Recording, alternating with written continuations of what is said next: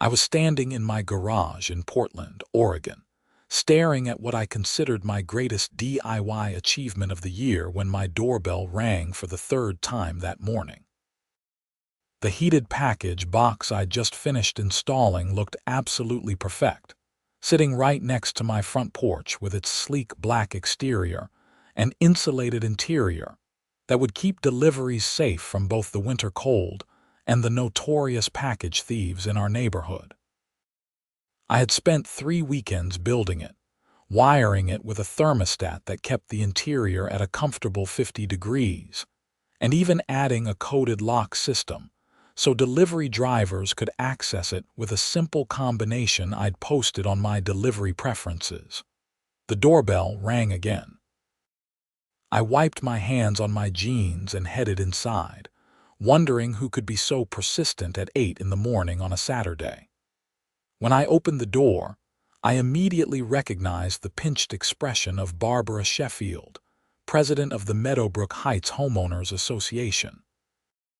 She stood there in her typical uniform of khaki capri pants and a lavender polo shirt with the HOA logo embroidered on it, clipboard clutched against her chest like a shield. "Mr. Xavier, I need to speak with you about an unauthorized structure on your property," she said without so much as a good morning. I blinked. "What unauthorized structure?" "That box, the one you've placed at the end of your walkway. It's not approved by the HOA Architectural Committee, and I'm afraid it violates Section 12.4 of our community guidelines regarding external modifications and additions." I actually laughed. I couldn't help it. "Barbara, it's a package box for deliveries. It's literally helping keep our neighborhood safer by preventing package theft." Her lips pressed into a thin line. "Be that as it may, you did not submit the proper paperwork for review. All external additions require written approval from the committee before installation. You have 72 hours to remove it, or the HOA will be forced to take action." "What kind of action?" I asked, my amusement fading into irritation. "Fines of $50 per day until compliance is achieved. It's all outlined in the covenant you signed when you purchased your home." She handed me a crisp violation notice from her clipboard. "Have a nice day, Mr. Xavier." I stood there holding the notice as she walked back down my driveway to her silver Lexus parked at the curb. "My name is Blake Xavier, and I'm a software engineer who works remotely for a tech company in Seattle. I bought this house in Meadowbrook Heights 2 years ago because it seemed like a nice, quiet suburb with good schools, even though I didn't have kids yet. The HOA seemed reasonable enough at the time, just some basic rules about lawn maintenance and house colors. I had no idea they'd have a problem with something as practical as a heated package box. I went back inside and called my neighbor Marcus, who'd lived in the neighborhood for 5 years and knew all the HOA drama. He answered on the second ring. "Let me guess," he said. "Barbara paid you a visit about your package box. How did you know?" "Because she's been posting about it in the neighborhood Facebook group since yesterday. Apparently, someone sent her photos of you installing it. She's calling it an eyesore and claiming it sets a dangerous precedent for allowing structures without approval." I pulled up the Facebook group on my phone while Marcus talked. Sure enough, there were 3 posts from Barbara with photos of my package box taken from different angles. The comments were mixed. Some people agreed with her that rules were rules, but I was surprised to see a significant number of neighbors defending me, saying the box looked nice and was a smart idea. "This is insane," I said. "It's not like I built a shed or painted my house purple. It's a box for packages." Welcome to HOA life, man. Barbara takes this stuff seriously. She's been president for 6 years and treats violations like personal attacks. My advice: just submit the application and wait for approval. It'll probably take a few weeks, but they'll likely approve it.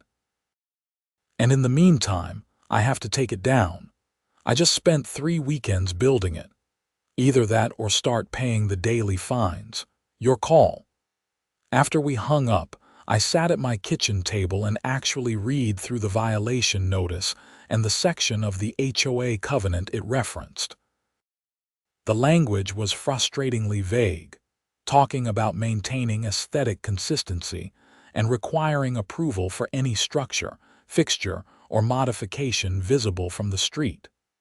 There was nothing specifically about package boxes, but there was also nothing that explicitly allowed them. I decided to take a different approach. Instead of removing the box, I'd attend the next HOA board meeting and make my case directly. The notice said the next meeting was in 5 days, on Thursday evening at 7. I could deal with that. What I couldn't deal with was dismantling something I'd worked so hard on without at least trying to fight for it. Monday morning, I had my first delivery since the violation notice. I watched from my living room window as the Amazon driver, a guy named Carlos who'd been delivering to my street for months, pulled up. He got out, scanned the package, and then noticed the heated box. I put a sign on it with clear instructions and the access code. I watched him read the sign, enter the code, and open the box. His face broke into this huge smile. He placed the package inside, closed it, and before leaving, he actually took a photo of the box with his phone. 2 hours later, I got a notification that my package had been delivered, along with a note in the delivery app. "This heated box is amazing. Best delivery setup I've seen. Thank you." That made me feel vindicated, at least a little. The whole point of the box was to make things easier for everyone. Portland winters get cold and wet, and I hated the idea of packages sitting exposed on my porch. The heated element kept electronics and other temperature-sensitive items safe, and the lock meant drivers could secure packages from thieves who prowled neighborhoods looking for easy targets. Tuesday afternoon, I got my second violation notice. This one increased the fine to $75 per day and included a more strongly worded warning about the consequences of non-compliance. Barbara had apparently driven by, seen that the box was still there, and generated another citation. I took a photo of the notice and posted it in the neighborhood Facebook group with a simple caption. "Got my second violation for the package box. Will be attending Thursday's HOA meeting to discuss. All neighbors welcome to attend and voice opinions." The response was immediate and overwhelming. Within an hour, I had over 50 comments, and the split was roughly 60-40 in my favor. People shared their own stories of package theft, delivery problems, and HOA overreach. Several neighbors said they'd been wanting to install something similar. A few said they'd attend the meeting to support me. But there was also a vocal minority who insisted that rules were rules, and that allowing my box would lead to chaos, with everyone installing whatever they wanted. Barbara herself commented, "The rules exist to protect property values and maintain our community standards. Mr. Xavier's refusal to comply with proper procedures demonstrates a concerning disregard for his neighbors and our established governance." I wanted to respond, but Marcus called me and advised against engaging directly. "Don't give her ammunition," he said. "Keep it civil and save your arguments for the meeting." Wednesday brought an unexpected development. I answered a knock on my door to find a UPS driver, a woman named Jennifer who I recognized from previous deliveries. She was holding a package but looked excited. "I heard about your heated box from Carlos, the Amazon driver," she said.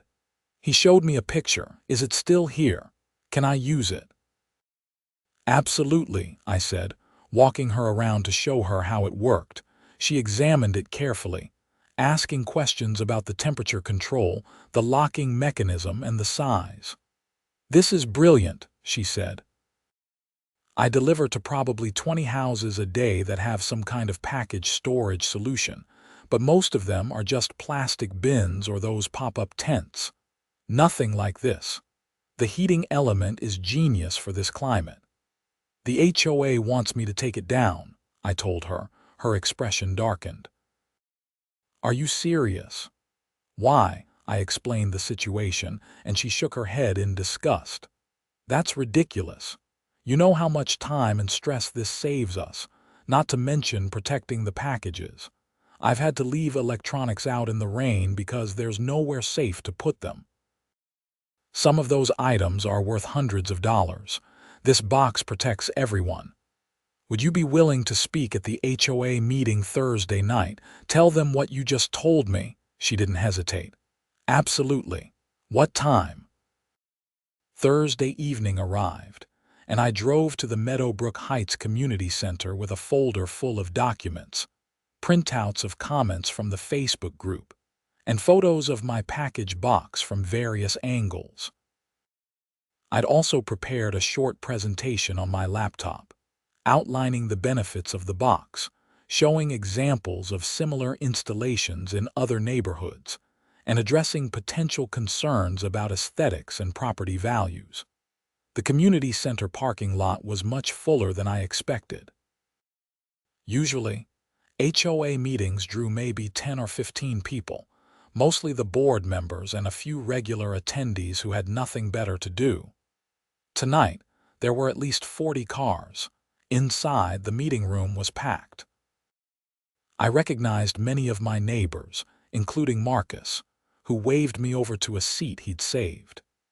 Jennifer, the UPS driver, was there, along with Carlos, the Amazon driver, and even a FedEx driver whose name I didn't know but who apparently had heard about the situation from Jennifer.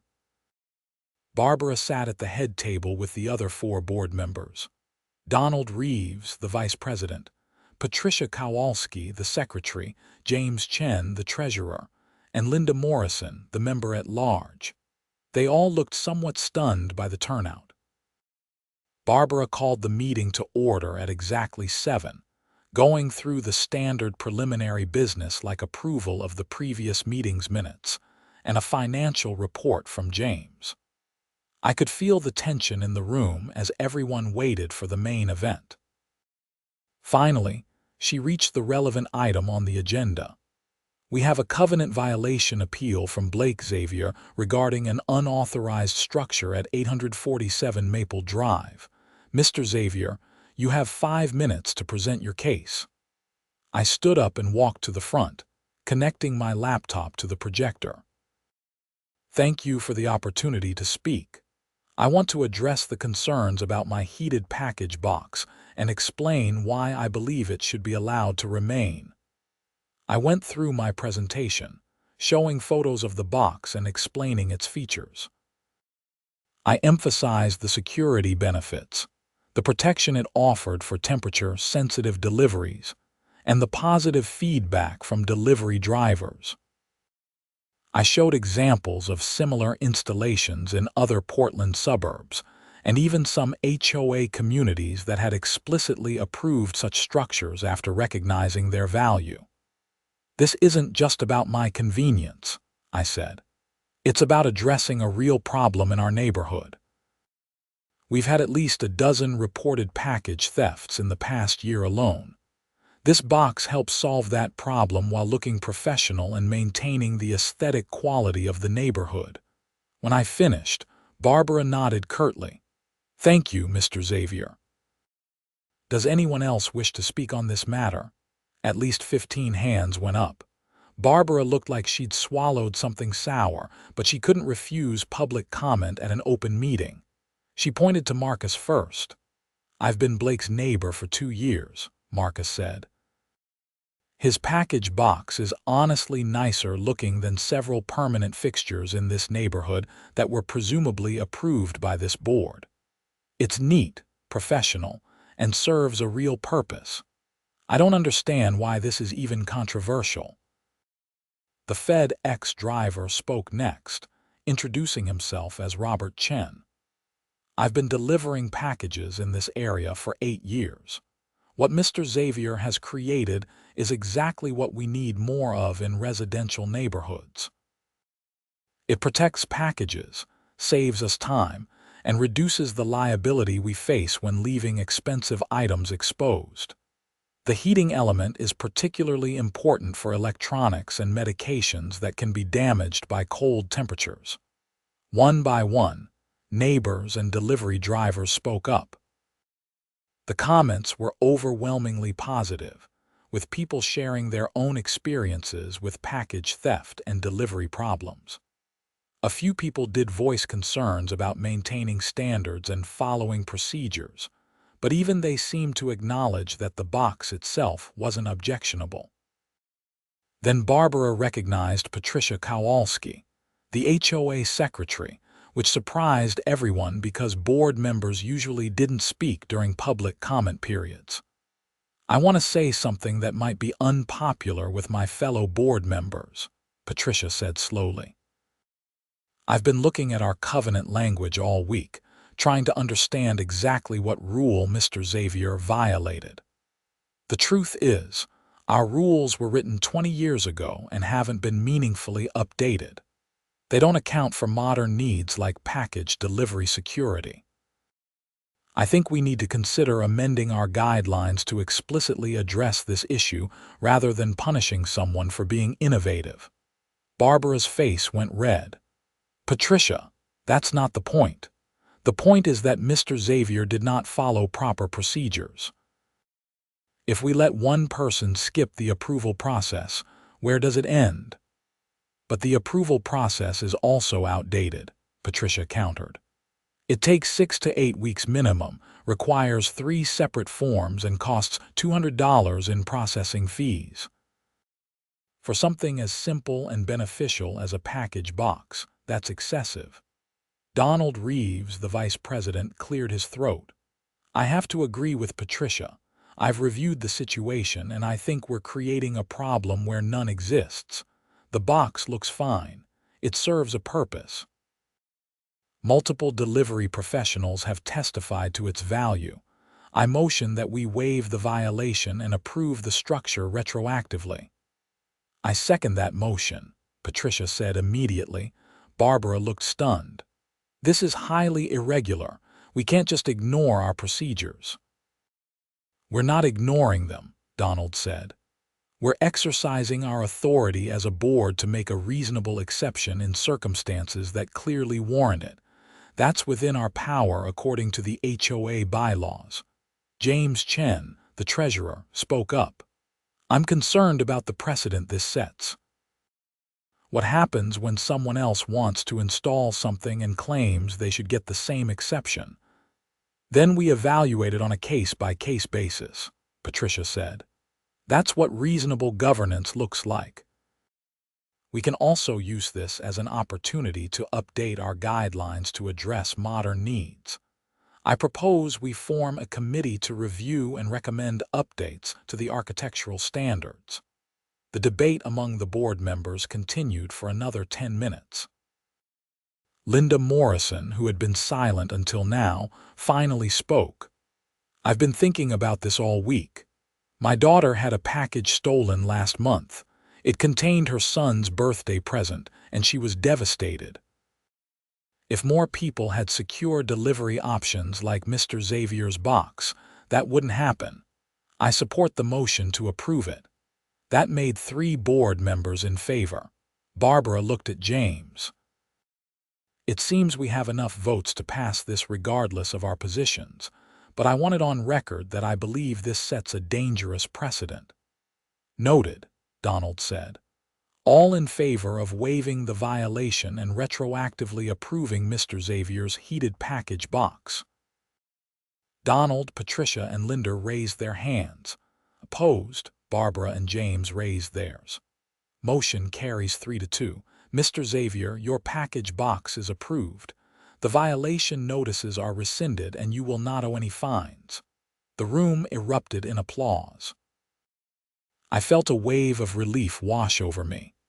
Jennifer, the UPS driver, gave me a thumbs up from across the room. Marcus clapped me on the shoulder. I started gathering my things, ready to go home and celebrate this unexpected victory. But Barbara wasn't done. As people started filing out, she called for everyone's attention. "Before we adjourn, I want to remind everyone that this board takes its responsibilities seriously. We will be reviewing all properties in the community for compliance issues over the coming weeks. Just because we made an exception tonight doesn't mean our standards have changed." It felt like a threat, and based on the uncomfortable silence that followed, I wasn't the only one who thought so. Over the next week, things seemed to return to normal. My package box remained in place, and I got several more complimentary notes from delivery drivers. Carlos even told me he'd mentioned my setup at a driver meetup, and other drivers were asking about it. A few neighbors stopped by to look at the box and ask questions about how I built it. Then, 10 days after the meeting, I got a new violation notice. This one wasn't about the package box. It was about my lawn, claiming that my grass was 0.3 inches taller than the maximum allowed height of 3 inches, and that I had 2 weeds visible from the street in my front flower bed. The fine was $50. I stared at the notice in disbelief. My lawn looked fine. I'd mowed it 4 days ago. I went outside and actually measured the grass with a ruler. The tallest blade I could find was 3.2 inches.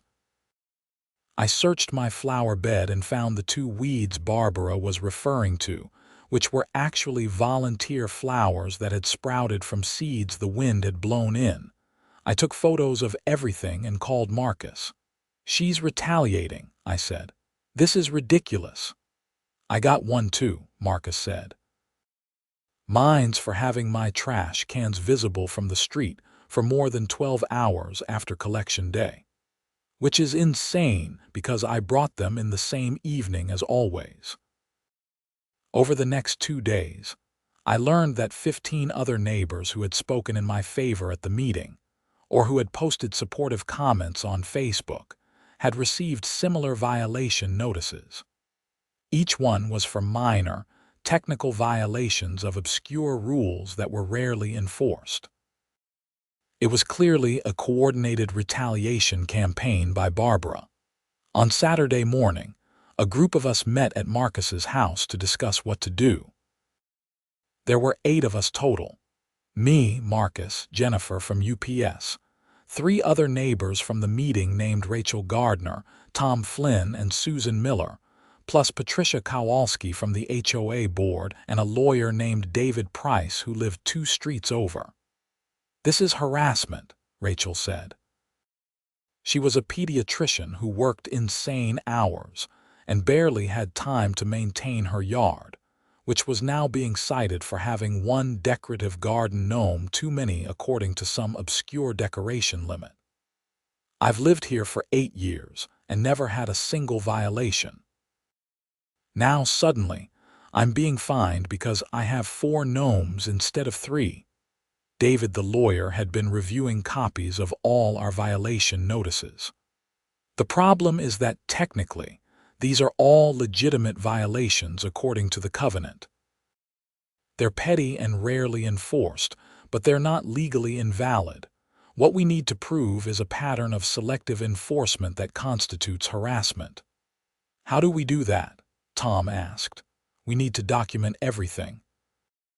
Take photos of other properties in the neighborhood that have the same supposed violations, but aren't being cited.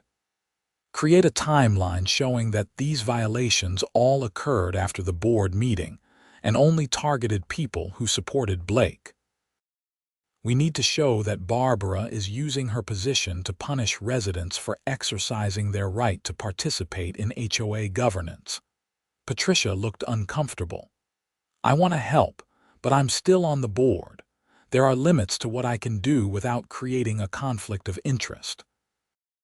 "You can help by documenting what happens in board meetings," David said. "Take detailed notes. If Barbara says anything that indicates retaliatory intent, we need to know about it." We spent the next 3 hours developing a strategy. Everyone would document their violations and photograph other properties with similar issues. We'd compile evidence of selective enforcement. We'd also research options for removing Barbara as president, which according to the HOA bylaws required either a 2/3 vote of the board or a petition signed by 40% of homeowners calling for a special election. The next board meeting was scheduled for 3 weeks away. Our goal was to have everything ready by then to formally challenge Barbara's leadership and present evidence of her harassment campaign. The following Tuesday, I was working from home when my doorbell rang around 2 in the afternoon. I opened it to find Barbara standing there with Donald Reeves, the board vice president. Behind them was a pickup truck with 2 men unloading tools. "Mr. Xavier," Barbara said with cold satisfaction, "we're here to inspect your heated package box for electrical safety compliance. We've received complaints that it may pose a fire hazard." "From who?" I asked.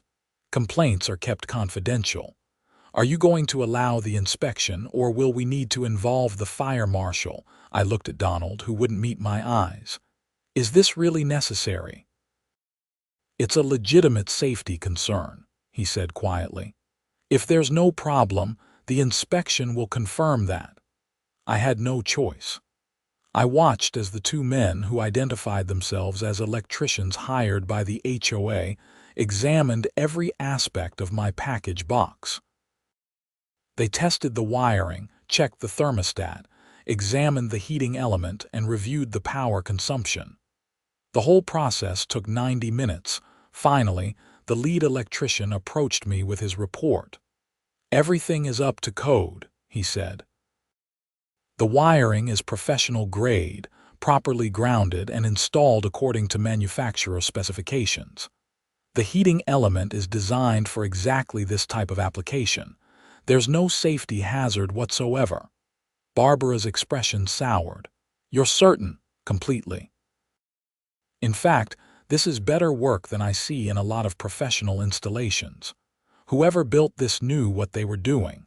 After they left, I immediately texted the group. "HOA just forced an electrical inspection of my box. It passed, but this is getting out of hand." Rachel responded first. "She came to my house yesterday demanding to inspect my gnomes to verify they don't exceed height restrictions. I refused entry without a warrant. Marcus. I got a new violation today. Apparently, my house number isn't properly visible from the street even though it hasn't changed in 5 years." This was escalating. I called David the lawyer and explained what had happened. "She's harassing you," he said. "The question is whether we have enough evidence to take legal action. I think we're close, but we need something more concrete, something that shows clear intent." That something came 2 days later in the form of a leaked email. Patricia sent it to me with a simple message: "You need to see this." The email was from Barbara to the other board members, sent the day after the meeting where my package box was approved. It read, "I'm disappointed in how tonight's meeting went. We cannot allow residents to think they can circumvent our authority and get away with it. I propose we increase enforcement activities, focusing on those who have shown disrespect for this board and our processes. We need to remind everyone who is in charge of this community." It was the smoking gun we needed. The email proved that Barbara's violation campaign was retaliatory and that she was using her position to punish residents for disagreeing with her. I forwarded it to David immediately. "Is this enough?" I asked when he called me back. "It's more than enough. This shows clear abuse of authority and harassment. I can draft a formal complaint to submit to the board, and if they don't remove her, we can take legal action. We might also want to notify the other homeowners so they can see what kind of person is running their HOA." That evening, I posted the email in the neighborhood Facebook group, along with a summary of the violation campaign targeting people who had supported me. I also announced that we were planning to petition for a special election to remove Barbara as president, and that anyone who wanted to sign the petition should contact me directly. The response was explosive. Within hours, the post had over 200 comments, nearly all of them condemning Barbara's behavior. People who had been neutral before were now angry, sharing their own stories of petty enforcement and unreasonable demands. The few people who defended Barbara were shouted down by dozens of others recounting similar experiences. By midnight, 48 homeowners had contacted me saying they wanted to sign the petition. We only needed 41 signatures to force a special election, which was 40% of the neighborhood's 103 households.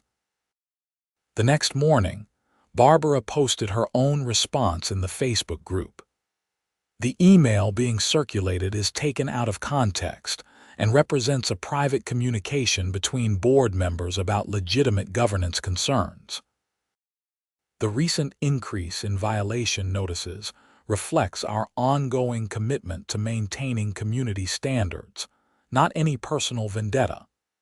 I am disappointed that certain residents have chosen to make false accusations rather than address their non-compliance issues. But it was too late. The damage was done. Over the next 3 days, I collected 72 signatures on the petition for a special election. It was far more than required, representing nearly 70% of the community. Even people who had never attended a meeting or participated in neighborhood discussions were coming forward to sign. David helped me prepare the formal petition document and reviewed it to ensure it met all the requirements in the HOA bylaws. On Monday morning, I hand-delivered it to Barbara's house.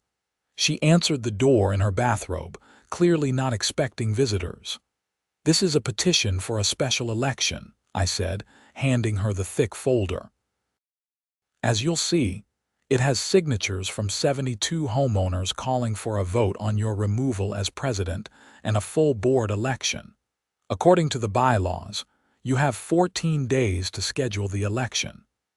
She took the folder, her hands shaking slightly as she flipped through the pages. "This is ridiculous," she said. "You've turned the neighborhood against me over nothing. You did that yourself, Barbara. You used your position to harass people who disagreed with you. That's not leadership, that's tyranny. Get off my property." I left, feeling a strange mixture of satisfaction and sadness. I hadn't wanted this fight. I just wanted to install a package box to solve a practical problem. But Barbara had escalated things at every turn, and now she was facing the consequences. The special election was scheduled for 3 weeks later, on a Saturday afternoon at the community center. In the meantime, Barbara launched a desperate campaign to save her position. She sent emails to every homeowner defending her record and attacking me and the other petition organizers. She held a special board meeting, which Donald, Patricia, and Linda all refused to attend, leaving her without a quorum. She even hired a lawyer who sent threatening letters claiming that the petition was invalid due to technical defects. But David reviewed everything and confirmed that we'd followed the bylaws perfectly. More concerning were the rumors that started spreading.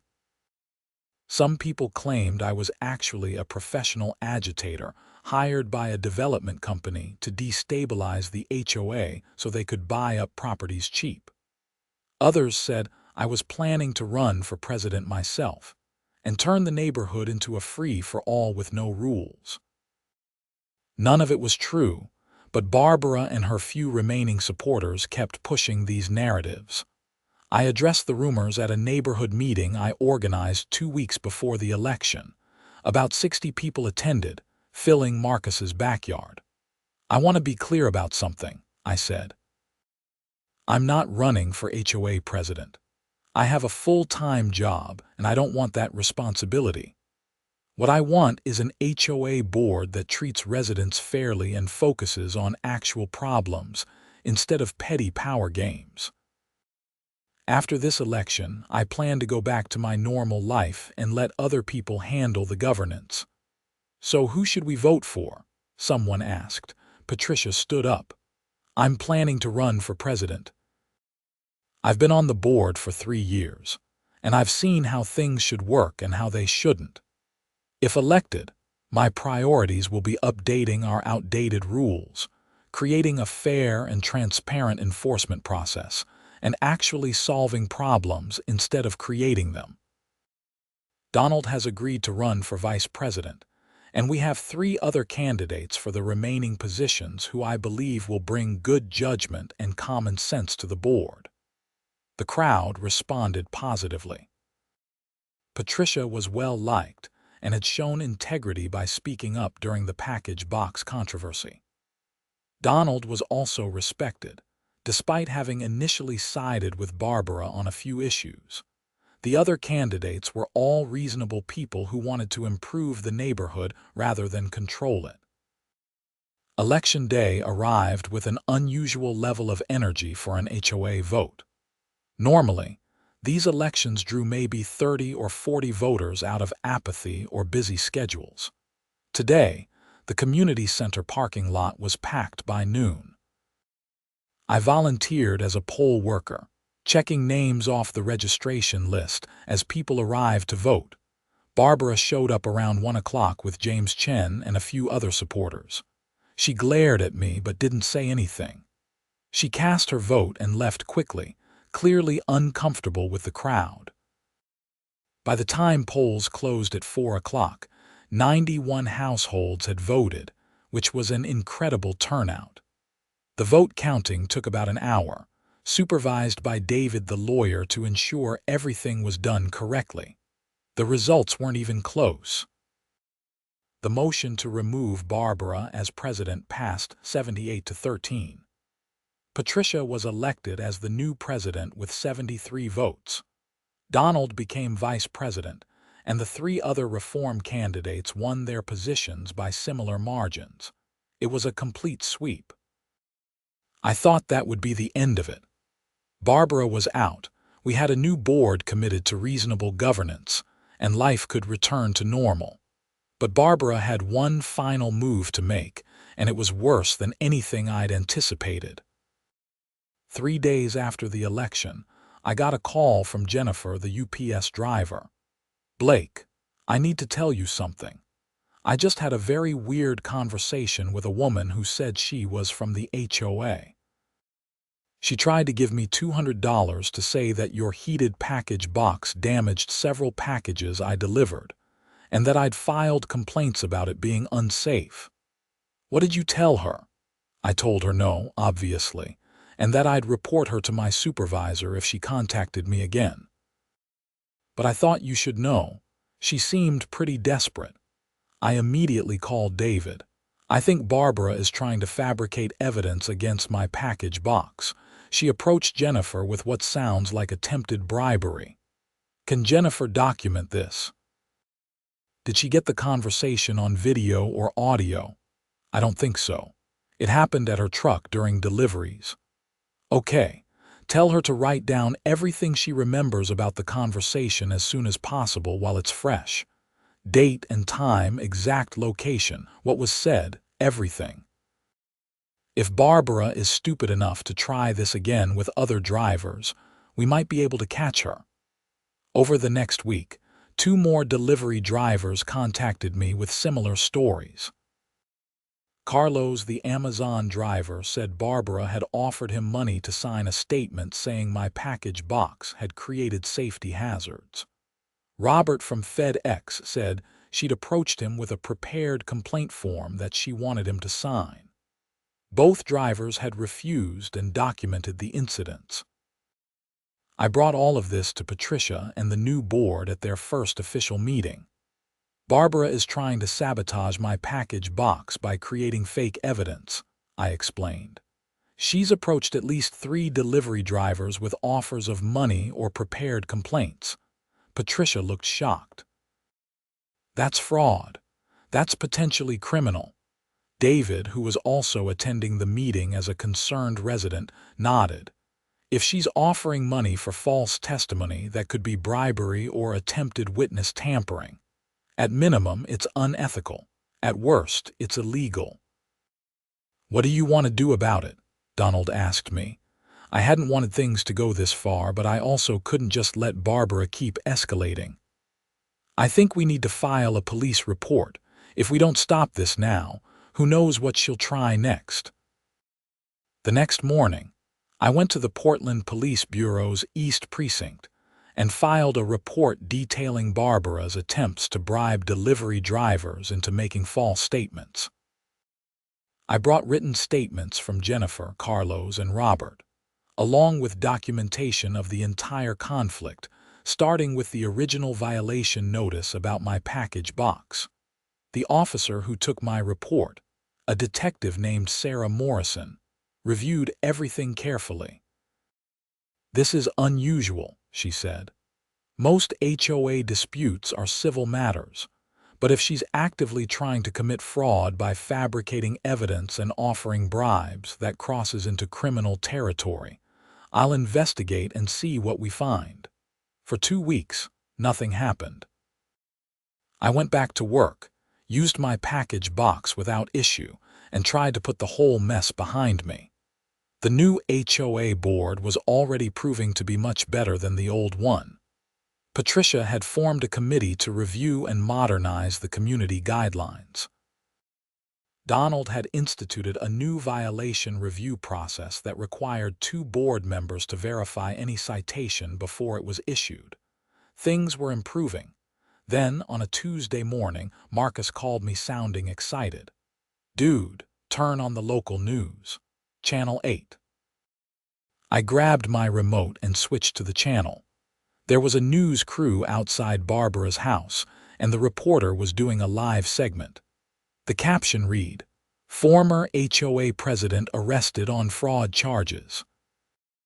The reporter explained that Barbara Sheffield had been arrested earlier that morning on charges of attempted fraud, attempted bribery, and filing false police reports. According to the report, after her attempts to bribe delivery drivers had failed, Barbara had filed her own police report claiming that I had been harassing her, and that my heated package box was part of an elaborate scheme to intimidate her and other HOA members.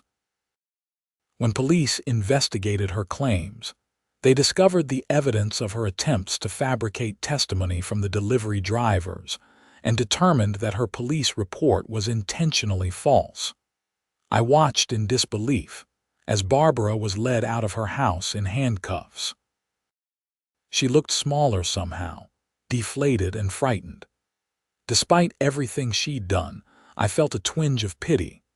This had all spiraled so far beyond what either of us had probably imagined that first day when she showed up at my door to complain about my package box. Over the next few days, the story picked up regional attention. Local news outlets ran segments about HOA overreach and the importance of reasonable governance. A Portland lifestyle blogger wrote a piece about my heated package box and the controversy it had caused, which went viral on social media. I started getting calls from HOA members in other neighborhoods asking for advice on dealing with similar issues. A few people even asked me to share the plans for my heated package box so they could build their own. The legal process took several months to fully resolve. Barbara was offered a plea deal that included probation, community service, and restitution for the legal fees incurred by me and the delivery drivers. She accepted it, avoiding jail time but essentially admitting guilt. The plea agreement also included a provision barring her from serving in any HOA leadership position for 5 years. As for me, life gradually returned to normal. My heated package box continued to function perfectly, protecting deliveries through the rainy Portland winter and the occasional cold snap. I got thank you notes from at least a dozen different delivery drivers over the following months. A few neighbors ended up building their own versions of the box, and the new HOA board approved them all without issue. Patricia turned out to be an excellent president. Under her leadership, the board updated the community guidelines to explicitly allow reasonable package storage solutions, simplified the approval process for minor modifications, and instituted regular community forums where residents could voice concerns and suggestions. The neighborhood became more cohesive and friendly, with people actually looking forward to HOA events instead of dreading enforcement actions. About 6 months after the election, I was in my front yard doing some gardening when a car pulled up that I didn't recognize. A young woman got out and approached me hesitantly. "Are you Blake Xavier?" she asked. "Yes. Can I help you? I'm Sarah, Barbara Sheffield's daughter. I wanted to apologize for everything my mother put you through. I know it's not my responsibility, but I feel like someone from our family should acknowledge how wrong she was." I stood up and brushed the dirt off my hands. "I appreciate that. How is she doing?" "She's struggling. She's been seeing a therapist, trying to understand why she let things get so out of control. I think being HOA president gave her a sense of power and importance that she didn't have in other parts of her life. And when that was threatened, she just couldn't let go. It doesn't excuse what she did, but it at least explains it. I hope she's able to work through that and find some peace." Sarah nodded. "She wanted me to tell you that she's sorry. She's too ashamed to say it herself, but she asked me to pass that along. She knows she destroyed what could have been a normal disagreement and turned it into something terrible." After Sarah left, I thought about the whole experience. It had started with such a simple thing, a heated package box built to solve a practical problem. But it had exposed deeper issues about power, control, and how people respond when their authority is questioned. Barbara had made mistakes, serious ones, but she was also a product of a system that had given her too much power with too little accountability. The following spring, the neighborhood held its annual community picnic. It was the first one I'd attended, having moved in after the previous year's event. The turnout was huge, with families spread across the park, kids playing on the playground, and neighbors catching up with each other.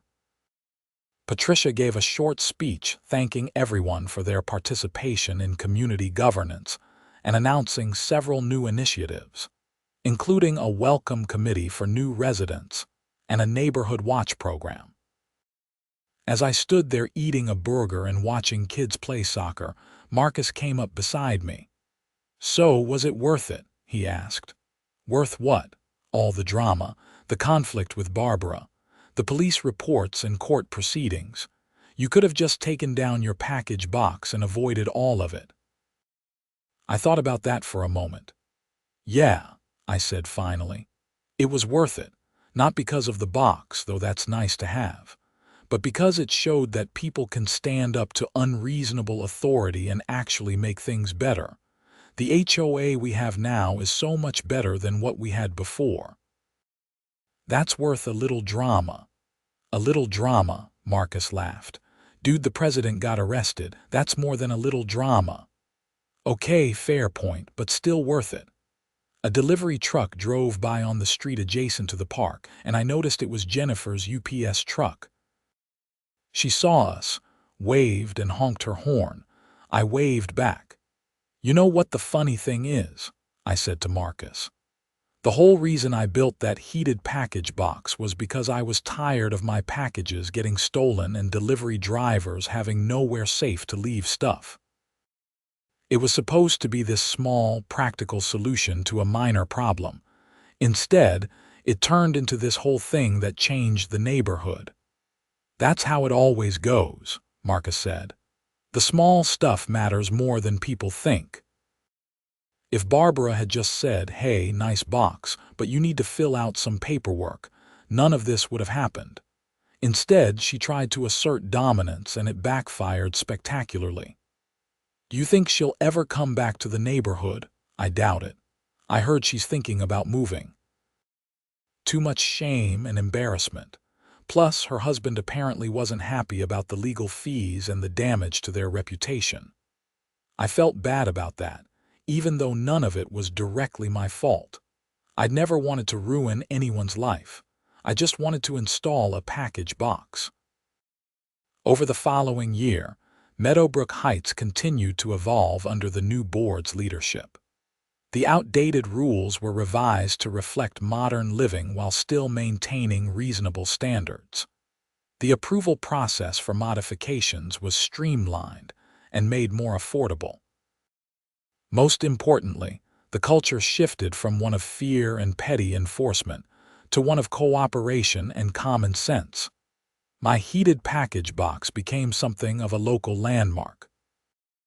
When new residents moved in, neighbors would often point it out as part of their welcome tour, telling the story of how it sparked a neighborhood revolution.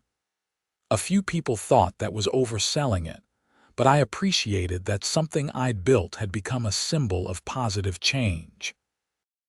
The delivery drivers never forgot it either. I continued to get notes thanking me for the box, and Jennifer told me that it had become famous among the driver community in Portland. Apparently, drivers would specifically request routes that included my street just so they could use the heated package box. Carlos started posting photos of well-designed package solutions on his Instagram account, and mine was featured prominently. I even got a call from a product design company asking if they could use my design as the basis for a commercial heated package box they wanted to manufacture. They offered me a licensing fee and a percentage of sales. I agreed, figuring that if my experience could help other people avoid package theft and delivery hassles, that was a good thing. The company launched the product about 18 months after the whole HOA controversy, and it sold reasonably well, especially in colder climates. The money from the licensing deal wasn't life-changing, but it was substantial enough that I decided to use some of it to fund a neighborhood improvement grant program through the HOA.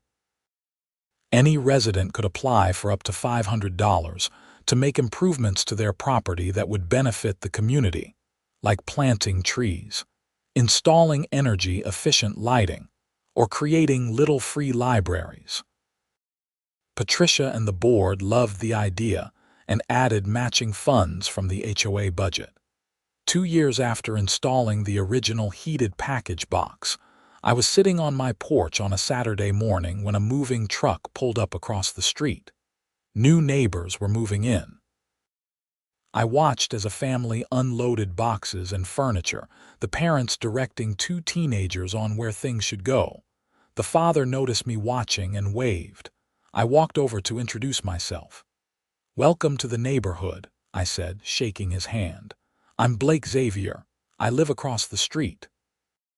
"Thanks. I'm Richard. This is my wife Maria, and those are our kids trying to pretend they're helping." "How are you liking the place so far?" "It's great. The HOA actually seems reasonable, which was a nice surprise." We were worried because our last neighborhood had one of those nightmare HOAs that measured grass height with rulers and fined people for having the wrong color mailbox. I laughed. "Funny you should mention that. We used to have a similar problem here. It got better." "What changed?" "Long story. But the short version is that sometimes you have to stand up for reasonable standards and common sense. The community backed that up, and we got a better board." "That's good to know. By the way, I noticed you have this interesting box on your property. What is that?" I explained the heated package box, its features, and its history. Richard was fascinated and asked if I could show him how it worked. We walked over, and I demonstrated the locking mechanism and temperature control. "This is brilliant," he said. We had so many problems with package theft at our old place. Can I build one of these, or are there HOA restrictions? You can absolutely build one. The HOA actually encourages them now. I can send you the plans if you want, or if you're not into DIY, there's a company that makes a commercial version based on my design. I'd love the plans. I enjoy building things. Maybe my kids can help, teach them some practical skills. As I walked back to my house, I reflected on how much had changed. What had started as a conflict over a simple package box had transformed the neighborhood in ways I never could have predicted. We'd gone from a community living under petty tyranny to one where people felt empowered to improve their properties and contribute ideas. The HOA had gone from an adversary to an actual helpful organization. None of it had been easy. There had been stress, conflict, legal issues, and genuine fear at times that things would end badly. But by standing firm on a reasonable principle and refusing to be bullied, I'd helped create positive change that extended far beyond my own situation. The heated package box still sat at the end of my walkway, functioning perfectly day after day. Every time a delivery driver used it, every time a package stayed safe and protected, it reminded me that small practical solutions can matter. And every time I saw a neighbor with their own version of the box, or heard about someone else in Portland building one, I felt proud of what had started with a simple DIY project in my garage. Barbara never did move away, as it turned out. I saw her occasionally at the grocery store or driving through the neighborhood. We never spoke, but she'd nod slightly if our eyes met, a small acknowledgement of our shared history. I heard through the neighborhood gossip network that she'd gotten a job working at a nonprofit that helped low-income seniors, which suggested she was trying to do something positive with her life after everything that had happened. I sometimes wondered if she regretted how things had played out, or if she still believed she'd been right to fight my package box so aggressively. But it didn't really matter anymore. The conflict was over, the neighborhood was better, and everyone had moved on. 3 years after installing the heated package box, I got engaged to a woman named Rachel Gardner, the pediatrician who'd been one of the neighbors cited in Barbara's retaliation campaign. We'd gotten to know each other during the HOA drama and started dating a few months after things settled down. She appreciated that I'd stood up for what was right even when it was difficult, and I appreciated her intelligence, compassion, and willingness to fight for fairness. We got married in the Meadowbrook Heights Community Center, with most of the neighborhood in attendance. Patricia officiated, having gotten ordained online specifically for the occasion. During the reception, someone gave a toast mentioning that Rachel and I had met because of the Great Package Box controversy, which got a huge laugh from everyone who'd lived through it. Looking back on everything, I realized that the heated package box had become more than just a practical solution to a delivery problem. It had become a symbol of standing up to unreasonable authority, of community members supporting each other, and of how seemingly small decisions can have rippling effects. It reminded people that they had power, that rules should serve people rather than the other way around, and that positive change was possible even in the face of entrenched resistance. My heated package box still sits at the end of my walkway, still functioning perfectly, still protecting packages from theft and weather. Delivery drivers still leave appreciative notes, neighbors still build their own versions. And every time I see it, I remember that sometimes the most important stands we take are for the smallest, most practical things. Because those small things reflect larger principles about how we treat each other, how we exercise power, and what kind of communities we want to build. The heated package box wasn't just about packages. It was about respect, fairness, and the right of people to solve problems without being crushed by petty authoritarianism. And in the end, standing up for that simple principle changed everything.